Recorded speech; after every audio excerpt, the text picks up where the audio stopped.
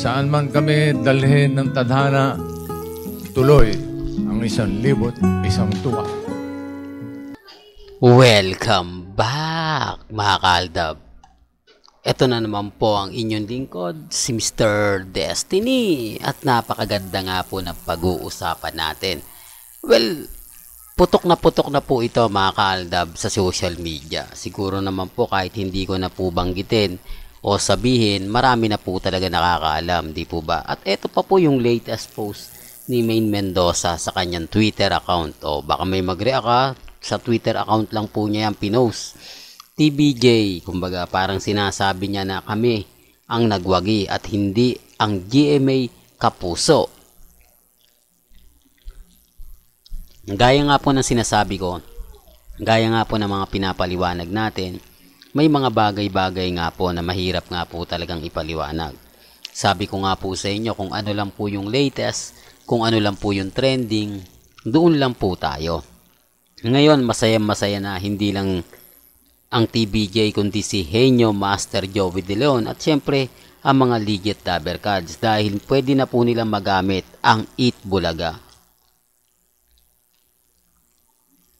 Mas taas noo ngayon dito si Henyo Master Joey De Leon.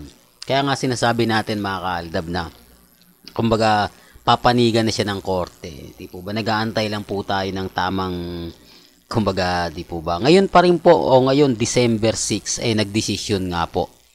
Ang ibig kong sabihin, December 5, kumbaga parang, gayon nga po, December 6, talagang magkakaano na. Hindi po ba, hindi natin alam kung sa December 6, may ibig kong sabihin, ano ba yan, Mr. Destiny, ang gulo mo. Ibig kong sabihin yung statement, kung ano yung sasabihin ng TBJ. Di po ba? Ang gulo nga, no? Pero yun po talaga yung punto ko. Medyo pasensya na po kayo, ha? Hindi, ulitin ko, hindi po tayo certified vlogger. Isa lang po tayong certified Aldab lovers. Di po ba?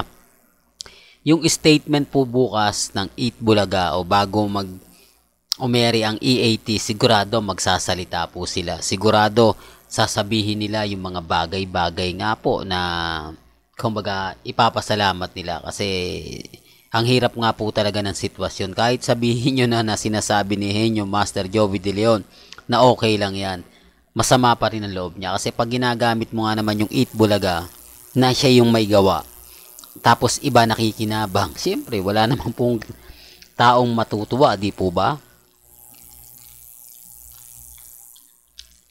Kaya nga po, pagka tinatanong si Henyo Master Joey De Leon, ngiti lang yung binabato niya kasi wala siyang choice Hindi po ba kahit sabihin niya na hindi, okay na kasi ano na yan Hindi po ganun yun. Kumbaga ngayon may kita nyo, bukas kung ano po yung sasabihin ng EAT. Sabi ko nga po sa inyo, iba po talaga kapag ka-updated ka. Iba po talaga kapag kumbaga lagi po kayong nasa social media. Maraming mga update, maraming mga kaganapan. Kasi yung iba po, for the record lang po hindi po nila masyado naiintindihan o nauunawaan. Kasi nga po, pag pinost po kasi yan, agad-agad po yung mawawala. Maliban lang po kapag yung maraming, o yung talagang naging trending. Kasi once kahit naman po kasi trending, napakarami nagpo-post at agad-agad nagtitrending. Di po ba? Ang daming mga ganap na magugulat ka, sasabihin mo, dumaan ba yan sa wall ko? Dumaan siguro, hindi ko lang napansin, di po ba? Kaya nga po kapag ini-scroll ninyo, minsan napakalalo na po yung maraming followers, di po ba? O yung sa tingin nyo, nakikita nyo naman po, nasa, sabihin na natin 200. Yung kaibigan po ninyo sa Twitter, sa Instagram at sa Facebook. Pag nag-post pa po kasi yun, nagsabay-sabay, yung 200 na yun, kaya mo pa bang mabilang? Siyempre, hindi na, kasi ang dami nun di po ba? Yung 10 nga lang, hirap ka na Ang ibig kong sabihin, i-scroll mo siya. Di po ba? Tapos habang nag-i-scroll ka, may pumapasok na bagong tweets. O, magno-notif dun sa social media account mo. Kaya nga po sinasabi ko ito para po klaro, para alam din ng iba. Kasi yung iba po nagtataka, hindi ko naman yan nakita. Tsaka sa Instagram, sa Twitter, pabago-bago po, Ngayon, trending siya, mga ilang minuto lang, hindi na siya trending. Maliban lang kung maraming sumusuporta, di po ba? Maraming tumitingin, maraming nagre-retweets, di po ba? Ganun lang po yun. Pero sabi ko nga po sa inyo, dito naman po sa channel ni Mr. Destiny, kaya mas maraming mga mamis, mga titas ang pumupunta kasi po updated tayo.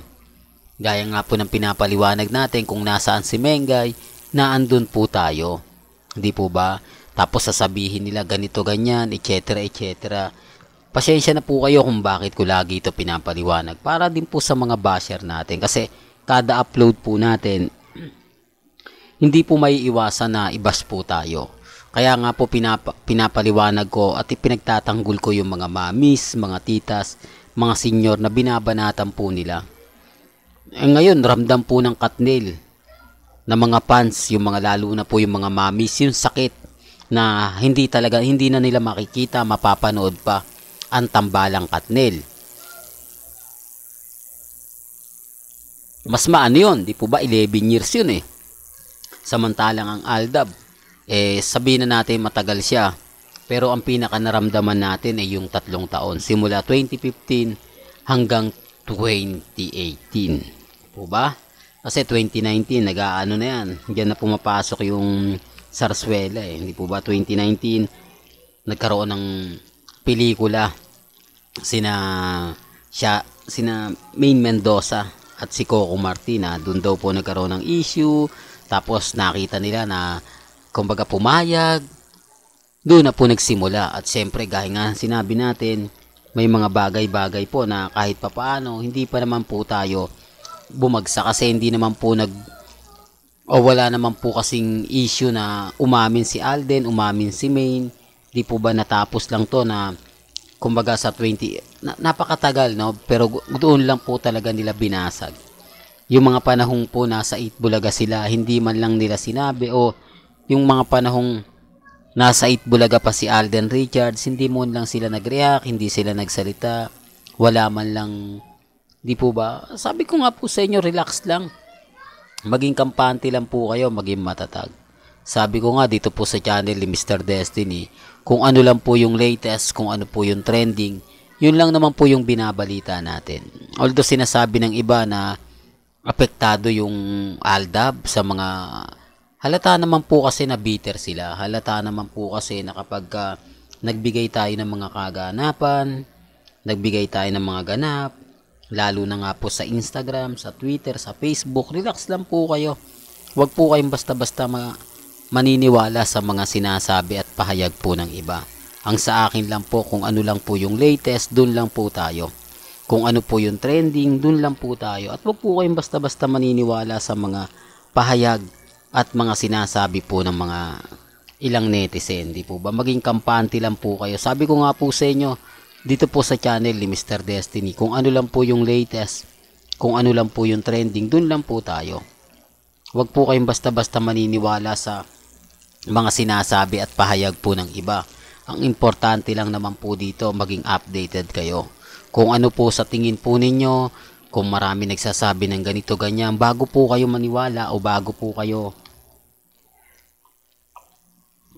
magkomento, tignan nyo po muna kung totoo. Hindi po ba? Parang isipin nyo na lang po yung pambabas kay Mr. Destiny. Hanapan ng resibo, sasabihin nila, maglabas ka kasi ng resibo, Mr. Destiny. Huwag yung puro kwento ka lang. Huwag yung puro ano ka lang, maglabas ka. Hindi po ba? Kapag naglabas naman po tayo, sasabihin nila, hindi naman totoo yan, inedit mo lang yan, gawa-gawa lang yan. Kumbaga, di po ba? Ano sinasabi natin mga kaaldab na kahit maglabas ka ng resibo, kahit maglabas ka ng mga ebidensya, wala talaga. Pag gusto nila, gusto talaga nila. Mahirap po talagang kalabanin. Di po ba? Pero darating naman po yung point, tayo pa rin po yung panalo. Kaya chill-chill lang tayo mga kaaldab.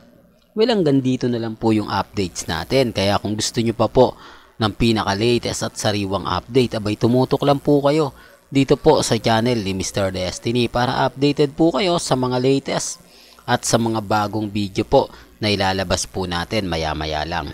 Kaya kung bago ka lang sa channel na to at isa kang true-blooded Aldab Nation na nagmamahal po kila Mengay at Isoy, tama po ang channel na pinuntahan mo Kaya consider na po kitang bagong subscriber. At huwag mong kalimutang i-share ang mga video po natin sa mga mami, sa mga titas, at sa mga senyor. Hanggang sa muli, salamat po sa panonood at pakikinig.